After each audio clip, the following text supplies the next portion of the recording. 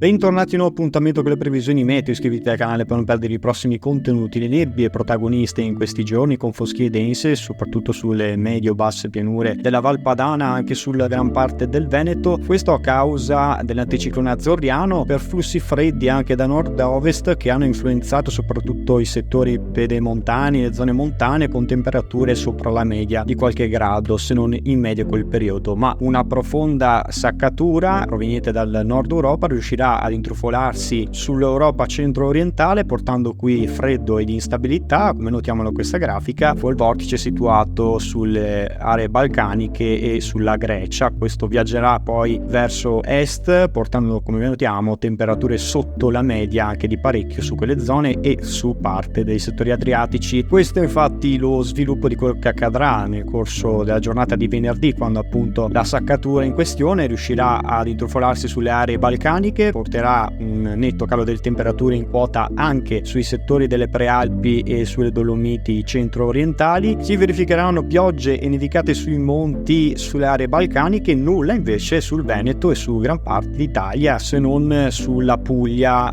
dove avremo qualche isolato fenomeno nel corso della giornata di venerdì. Forte maltempo che si concentrerà sul centro-est Europa, come notiamo, ma ecco infatti l'anticiclone a rimontare nuovamente, con temperature nuovamente sopra la media, soprattutto dal centro-sud e sulle due isole maggiori, con valori oltre i 20 gradi, e poi notiamo ancora la persistenza di nebbie. Ma ecco l'afflusso di correnti fredde instabili verso sud che potrebbero giungere nel corso della giornata di lunedì, portando un netto peggioramento del tempo. Infatti questa è la grafica che mostra un primo segnale, un primo tentativo delle correnti fredde di origine artica portare una nuova fase di maltempo anche sui nostri settori, su gran parte d'Italia, anche sul Veneto. Ma questa è una tendenza che necessita di ulteriori aggiornamenti. Vi rimandiamo come sempre ai prossimi contenuti.